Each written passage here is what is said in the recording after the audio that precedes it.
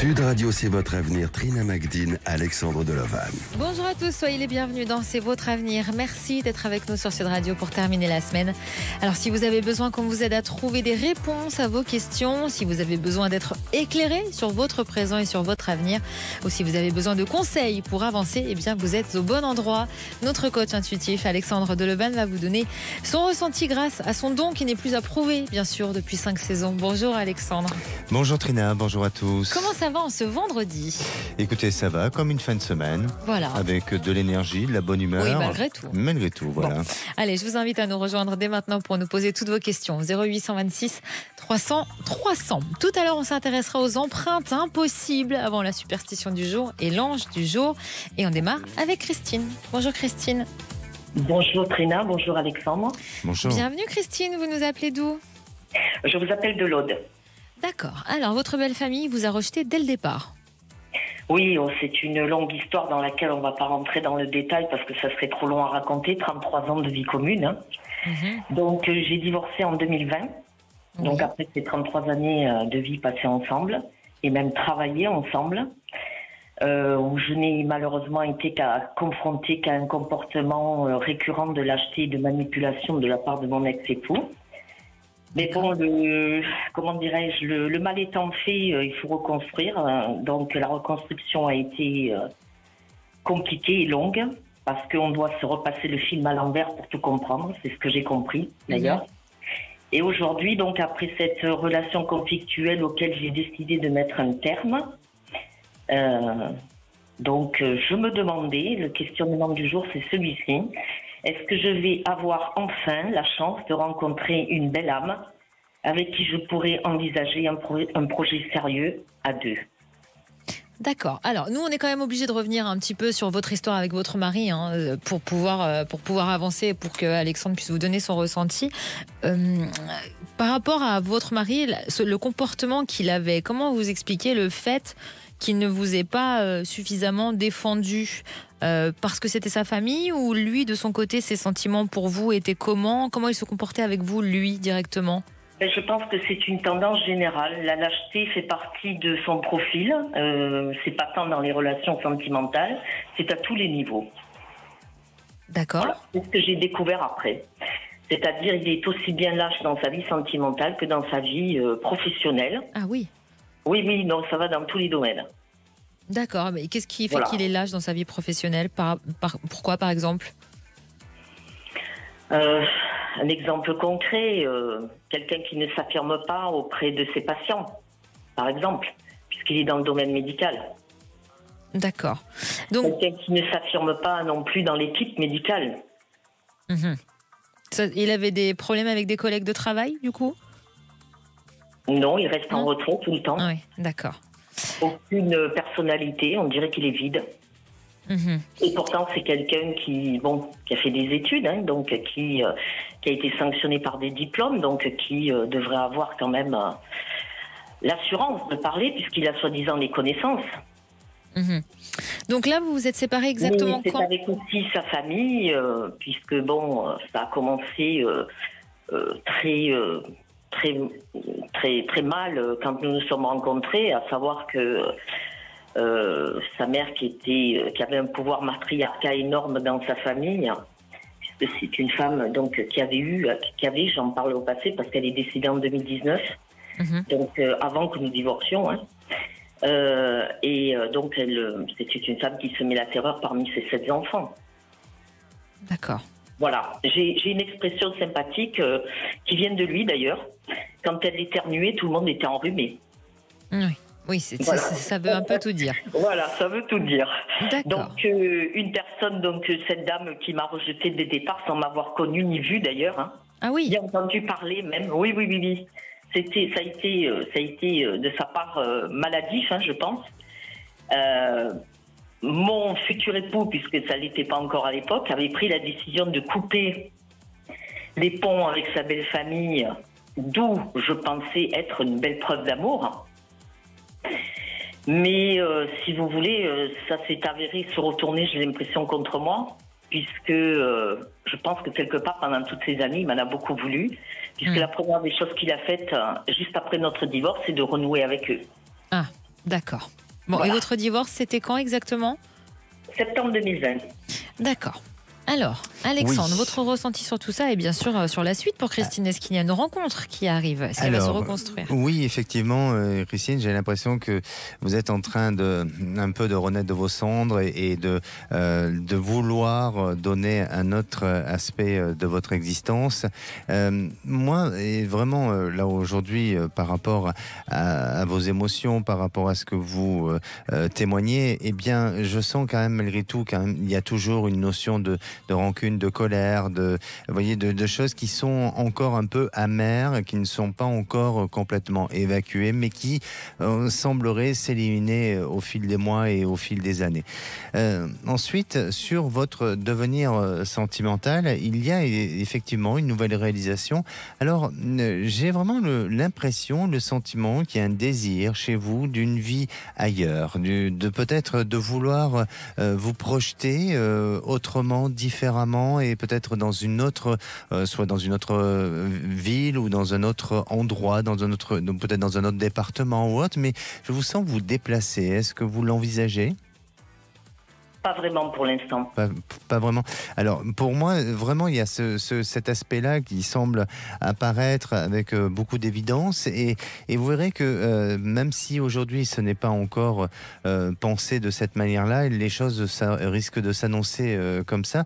Et aussi, cette motivation peut très bien se faire par le biais d'une rencontre qui vous permettra de vouloir... la fameuse, ou de vouloir rejoindre cette personne-là.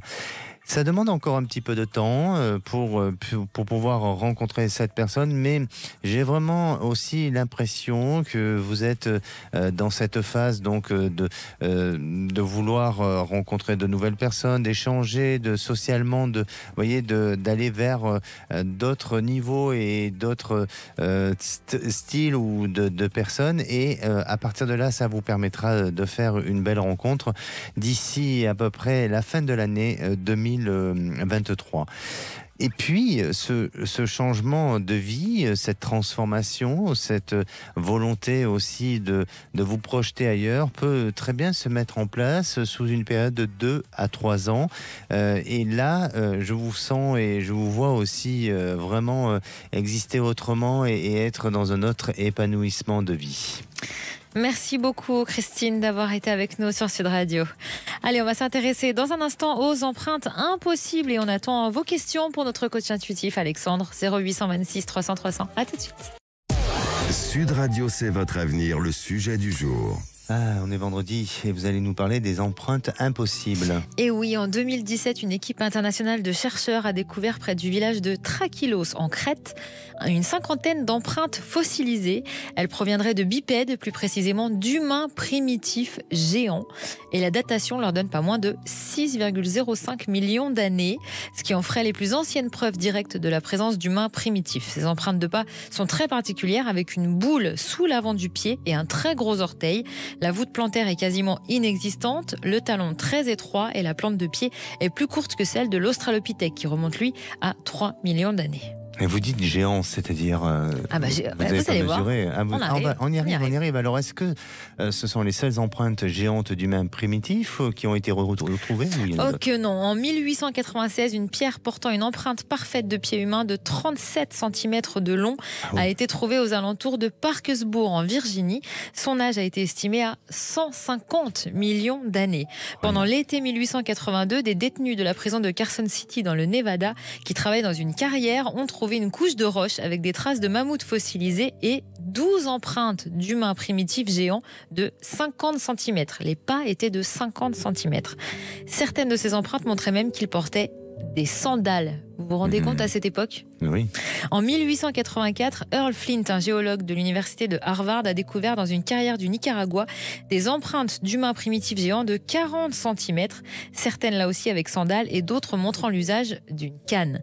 Et d'autres empreintes de pieds nus et de chaussures, cette fois mêlées à des empreintes de dinosaures, ont été trouvées dans le nord-ouest de l'Oklahoma et elles datent de 100 millions d'années. Alors ce qui est étrange et intéressant aussi pour les empreintes retrouvées en Crète dont je vous parlais au début, c'est qu'elles ont été localisé à 250 km d'Athènes. Et pourtant, à cette époque, la Grèce continentale était reliée à la Crète via le Péloponnèse. Donc comment c'est possible que des humains primitifs de cette époque, qui n'avaient évidemment pas les outils rudimentaires, ont pu traverser la Méditerranée?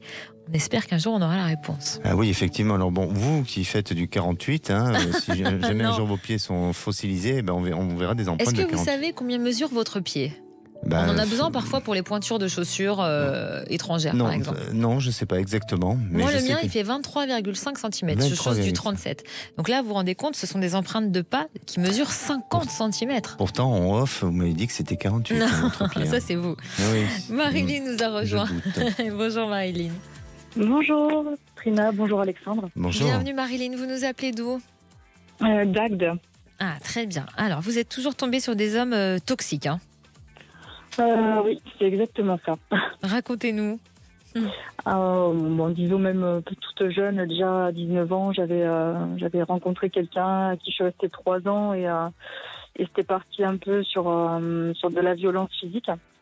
Et après, ça a continué quand j'étais plus âgée, vraiment en femme adulte, avec quelqu'un pareil qui était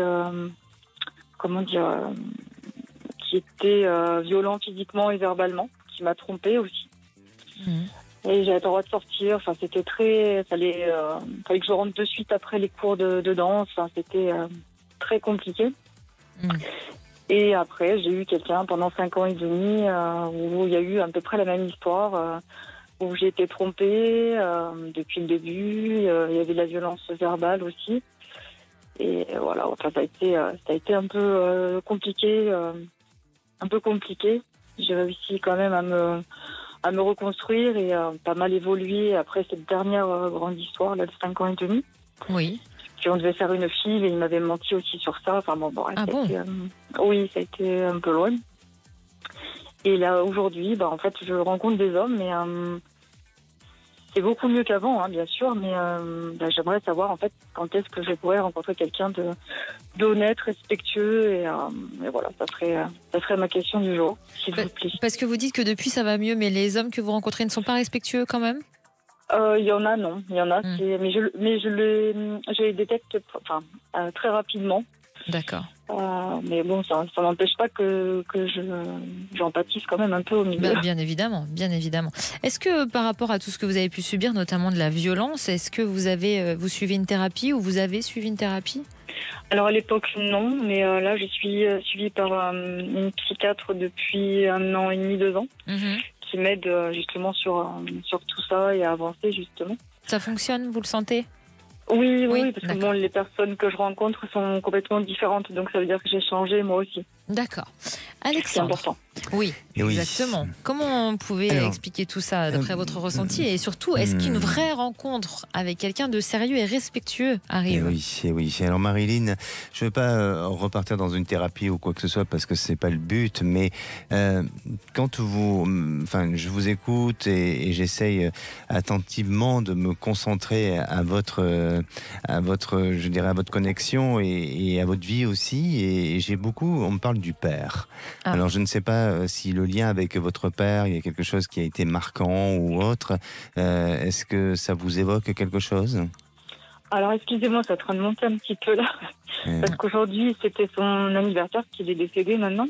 Ah, d'accord. Et oui, c'est vraiment vite aujourd'hui.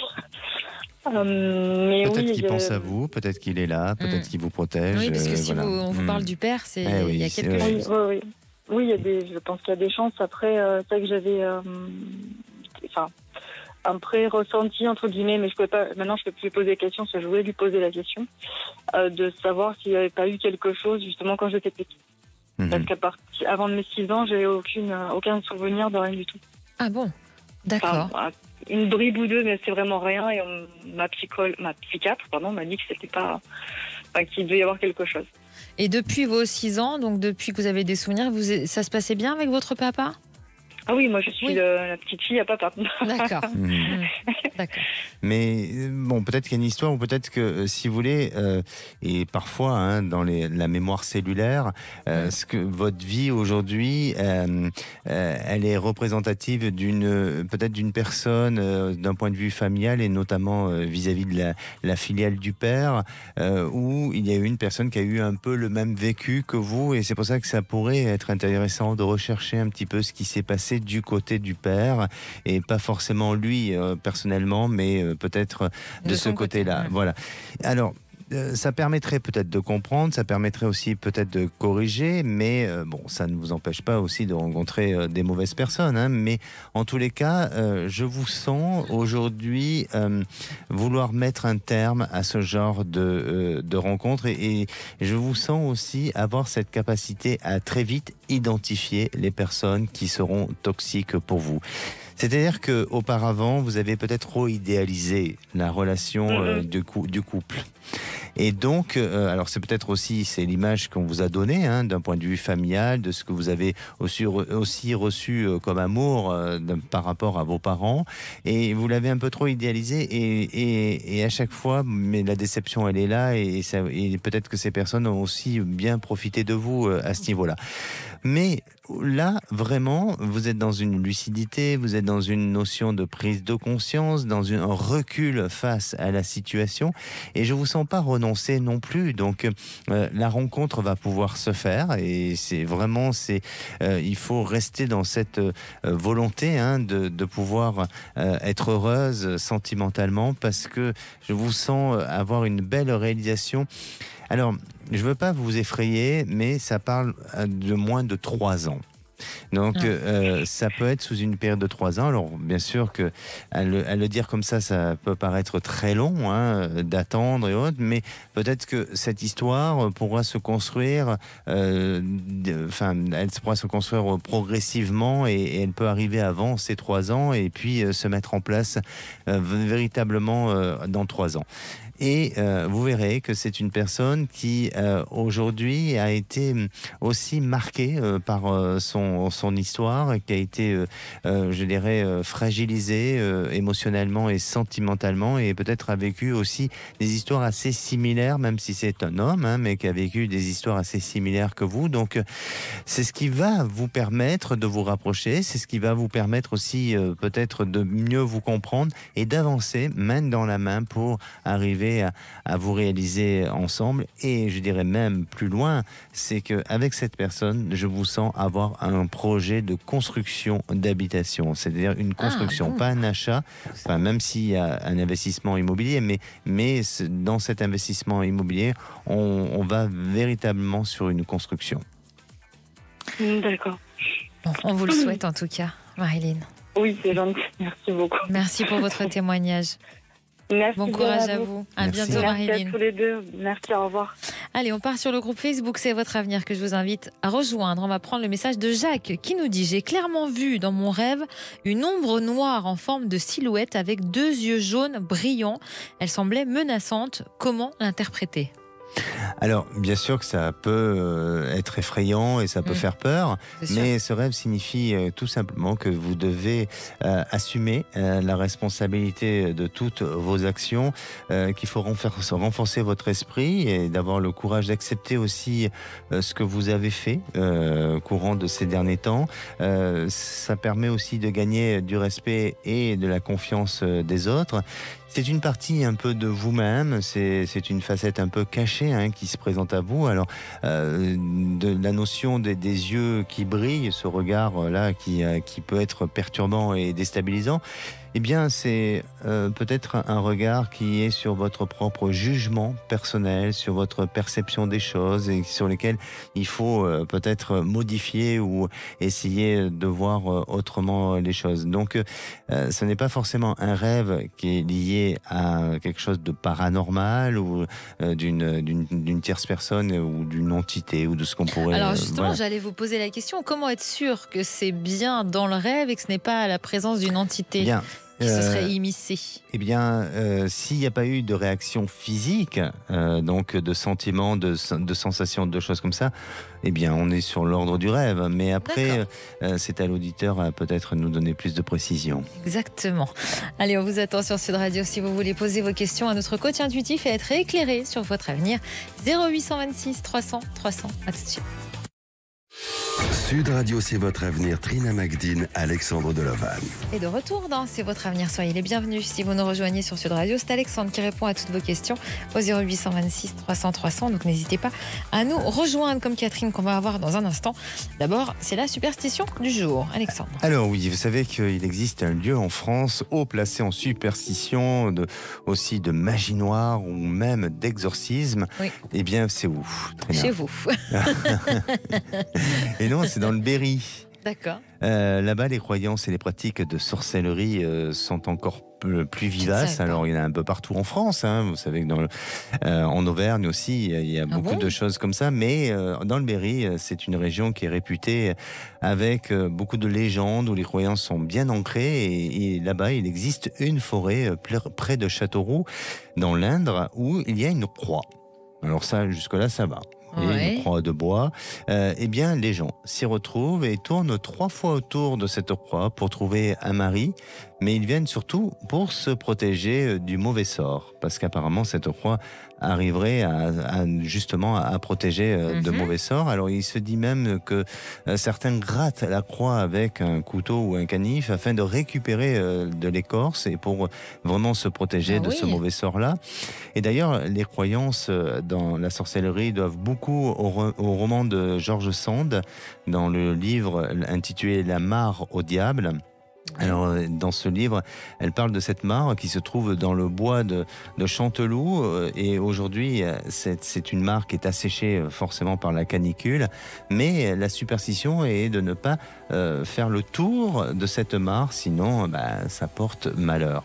Alors, il y a une croix, apparemment, dans cette mare, qui, selon le roman, représente la mort d'un enfant noyé. Oh, quelle horreur! Et c'est pour ça que les gens font leur rituel et vont là-bas. Ah oui. Et si vous discutez avec des locaux, eh bien vous verrez que même s'ils restent très discrets, parce que c'est parfois tout ce qu'on parle, enfin tout ce qui peut se dire autour de la sorcellerie, de la magie ou autre, on n'ose pas trop en parler. Oui. Mais si vous arrivez à parler un peu plus intimement, ou en tous les cas arriver à les rencontrer sous une autre forme, eh bien ils vous raconteront beaucoup de choses, parce que ce lieu, en tous les cas dans le Berry, est réputé pour avoir beaucoup de légendes et de phénomènes et de croyances. Vous êtes déjà allé, vous ?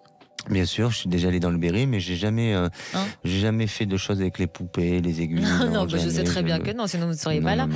Mais vous l'avez vu, la photo, je suppose, sur Internet. Oui, je l'ai vue. Qu'est-ce que vous ressentez, vous, entre la croix et cette mare alors, très sincèrement, de la photo que j'ai vue, j'avais l'impression que c'était une clairière avec cette photo. Rien de négatif. Et comme elle porte chance, il faut faire 3 fois le tour. Donc, pour moi, au contraire, ça me semblait extrêmement positif. Mais justement, le week-end prochain, je ne sais pas trop quoi faire et j'ai prévu un petit déplacement avec vous. Ça tombe bien parce que je comptais y aller. Ah bon ? Pour faire la croix ? D'accord. Non, pour faire le tour de la croix. Vous baladez, d'accord. Par contre, vous connaissant, vous risquez d'amener la croix sur votre dos. Oui, moi aussi, elle protège, oui, c'est sûr. On retrouve Catherine. Comme ça fera double protection avec vous. Oui. Bonjour Catherine. Oui, bonjour. Bonjour. Bienvenue Catherine, vous nous appelez d'où ? Je vous appelle de Toulouse. D'accord. Alors, votre ex a eu un comportement un peu bizarre avec vous, hein ? Tout à fait. Et j'ai des nouvelles de ce matin qui me perturbent énormément. Ah bon, alors racontez-nous. Alors, je vous fais un peu le résumé. Oui. D'accord. Donc, je connais mon compagnon. Nous nous connaissons depuis 8 mois. Oui. On s'est côtoyés de manière amicale pendant 2 mois. Et ensuite, on s'est mis ensemble pendant 3 mois. D'accord. Cette relation, en ce qui me concerne, était très fluide. Et donc, j'ai été amoureuse. Voilà, parce qu'on s'entendait très bien sur le plan intellectuel, sur le plan charnel, voilà, tout était très bien. Malheureusement, pour moi, c'est que il m'a dit qu'il était bien, mais qu'il n'était pas amoureux. D'accord. Ce qui a amené à une rupture, à peu près 2 mois. Oui. Et alors là, aujourd'hui, depuis quelques jours, une quinzaine de jours, je ne sais pas trop où je campe. D'accord. Pourquoi ? Pourquoi ? Voilà, je vous explique. Donc, il y a une quinzaine de jours, c'est tout récent. Il a repris contact. Voilà, et puis je le sentais plus posé, avec des distances. Je me suis dit, tiens, bon, il a réfléchi. Bon, ok. Jeudi, il me propose d'aller voir un concert de musique classique.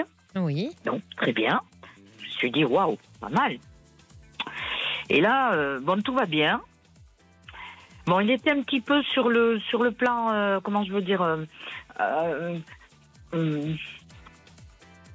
charnel, si vous voulez, un peu quand même en retrait, mais bon.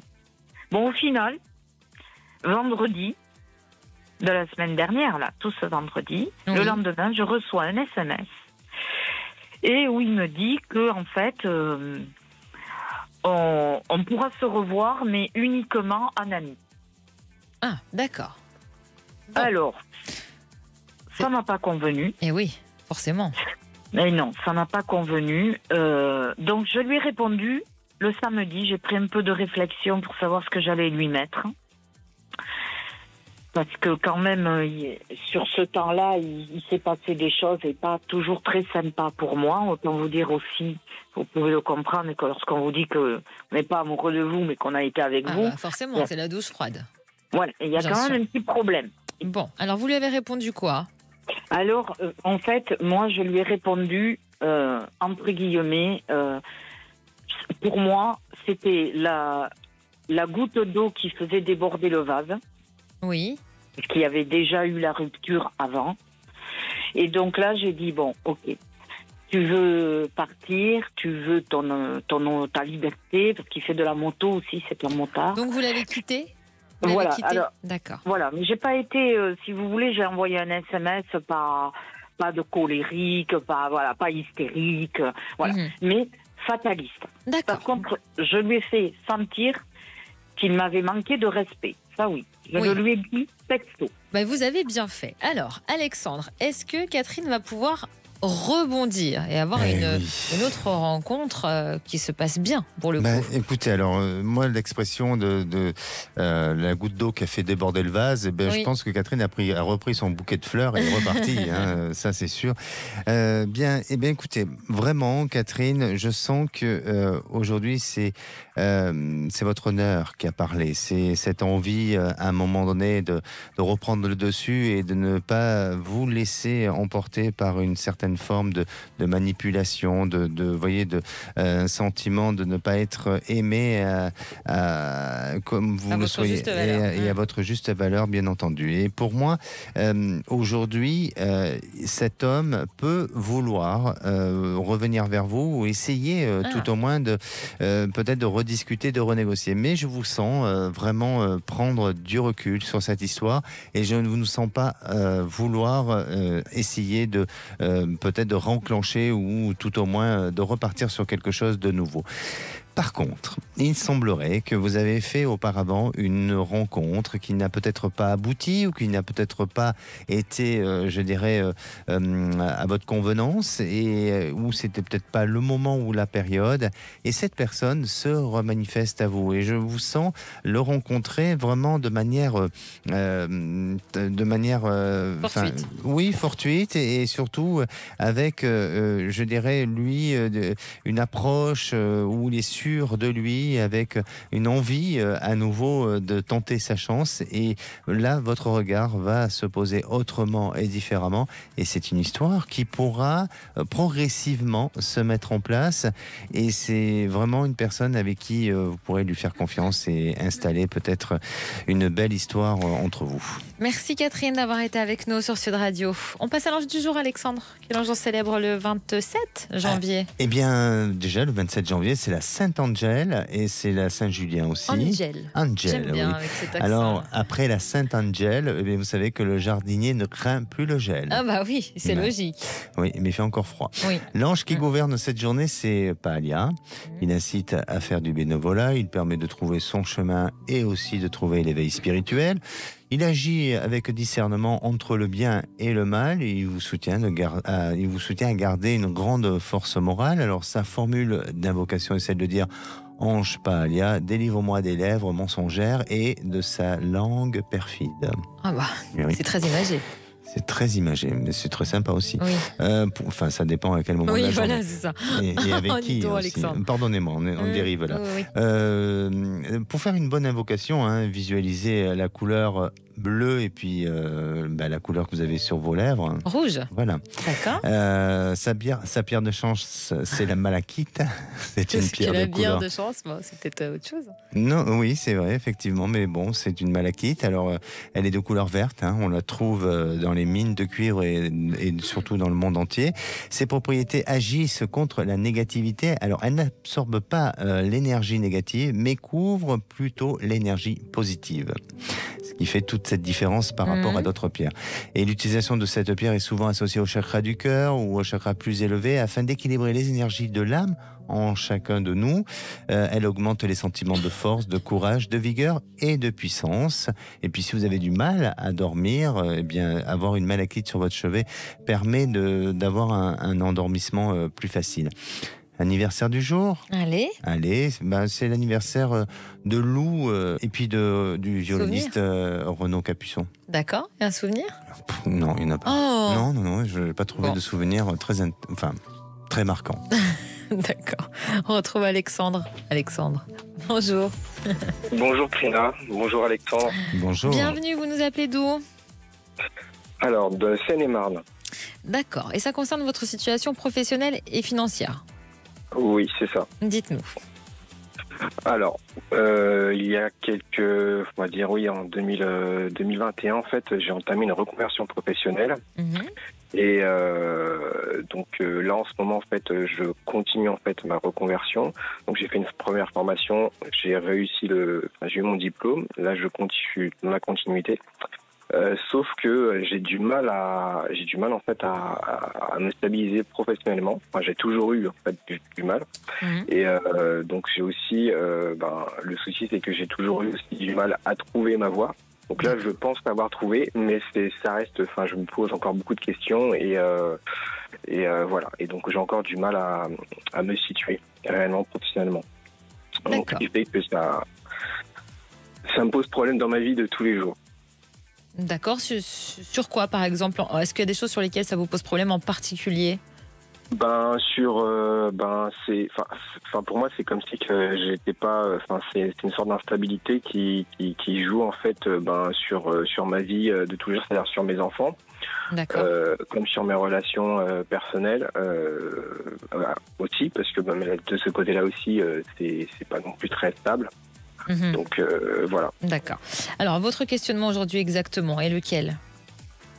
Alors, je voudrais savoir, est-ce que je vais arriver cette année à me stabiliser professionnellement, à trouver quelque chose qui me correspond ou qui va me permettre de me lancer, en fait, en tout cas de me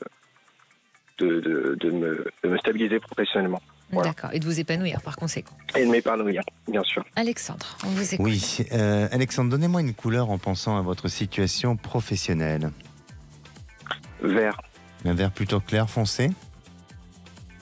Un vert foncé, oui.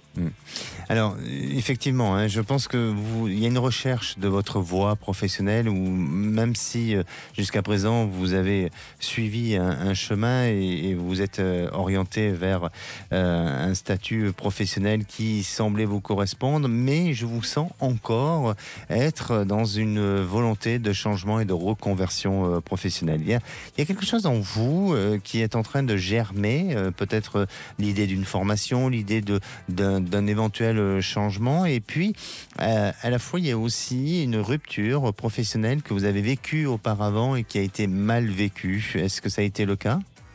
Oui, oui, c'est vrai. Est-ce qu'on peut en savoir un peu plus sur la rupture ? Oui, parce qu'en fait, c'était un poste qui était. Enfin, je devais rester. Il y avait la promesse d'une embauche en CDI. Oui. Que j'étais en alternance et à cause du conflit ukrainien, donc ce qui a fait que l'entreprise en fait a perdu pas mal d'argent, donc on ne pouvait pas du tout m'embaucher au vu de la situation financière de la société. D'accord, mais la rupture sentimentale. Vous avez parlé d'une rupture, Alexandre ? Oui. Ouais. Vous avez parlé d'une rupture. J'ai parlé d'une rupture, mais c'était une rupture professionnelle. Ah, j'ai compris sentimentale. Par contre, non, c'était professionnel. Pardon, autant pour moi. Voilà. Alors, mais je sais pas Trina a eu peut-être une perception. J'ai eu peut-être un flash, voilà. Il y en a eu une. Oui, il y en a eu une en fait au mois de février. Au mois de février, c'était l'année dernière. Bon, d'accord. Voilà. Ça y est, je suis médium.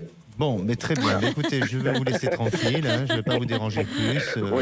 Voilà. Flash, dis donc. Donc, Trina, est-ce que d'après vous, Alexandre va s'en sortir et va trouver sa voie ? Eh bien, moi, je pense que À quel moment ? Soyez précise, s'il vous plaît. Dans une période d'1 an, moi, je dirais. Dans une période d'1 an. Bon, très bien. Ben, je vais regarder ça. Parce que c'est surtout vous. Je vais confirmer tout ça. Eh bien, non, Trina. Ah bon, bah voilà. Je pense que Alexandre risque d'avoir de la chance bien avant 1 an. Bien avant. Mais dans une période d'1 an, j'ai dit. Moi, je sens à peu près 11 mois et demi. Non, je plaisante avec vous.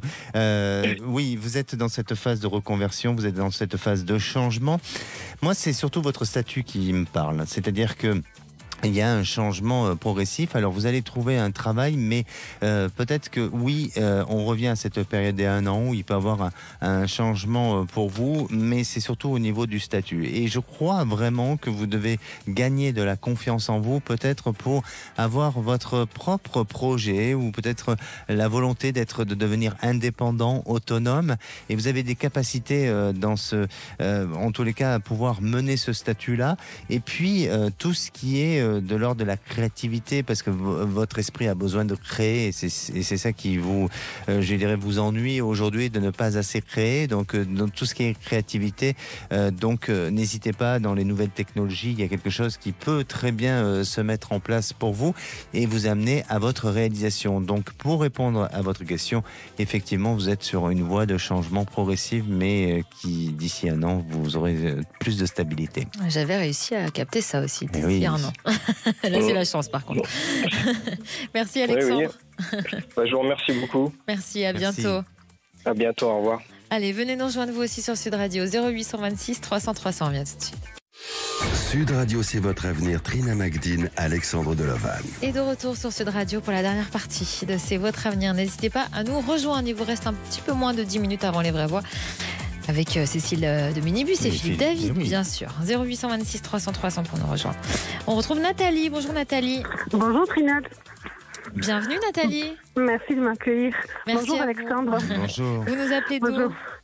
Alors, je vous appelle parce qu'en fait, je suis dans une situation personnelle un peu compliquée. On vit dans la maison familiale de mon mari, pas loin de ma belle-mère. J'ai ma belle-sœur qui est revenue il y a quelque temps et qui a mis le gros bazar dans la famille. Je ne parle plus à mon beau-frère, à ma belle-sœur, je parle plus à ma belle-mère, à mes enfants non plus. Lui a quand même conservé le lien avec sa maman, ce qui pose des soucis entre nous parce que je comprends pas trop. Et en fait, du coup, tous les soucis font qu'au niveau du couple, c'est un peu compliqué. Donc, en fait, je voulais simplement savoir si Alexandre voit une séparation, un divorce, s'il nous voit quitter la maison familiale, parce que moi, ça serait vraiment mon souhait de partir ailleurs avec tout le monde pour pouvoir en faire nous retrouver nous et pouvoir me reconstruire entre parenthèses. D'accord. Quand vous dites qu'elle a mis le gros bazar, pour reprendre votre terme, dans votre famille, qu'est-ce qui s'est passé exactement ? En fait, si vous voulez, c'est la demi-sœur de mon mari. Elle est partie elle a quitté la famille pendant très longtemps. Les arrangements ont fini au tribunal. Et là, elle a divorcé il y a 8 ans. Et elle est revenue dans la famille. Moi, je l'ai accueillie ne la connaissant pas. Et en fait, elle a fait des histoires. C'est une historienne de naissance. Elle colporte, elle transforme, elle déforme. Elle a vécu toute sa vie dans des histoires. Donc, elle est baignée de ça. Et voilà, elle a vraiment ligué les uns contre les autres. Et mon beau-frère et ma belle-sœur, comme ma belle-mère est malade, en ont besoin. Donc, ils l'ont cru. Et puis, à mon détriment. Voilà. D'accord. Donc là, vous avez parlé de divorce avec votre mari ? C'est mon mari hier matin qui m'a dit de toute façon, si tu veux, on n'a qu'à divorcer. Moi, je peux pas continuer comme ça.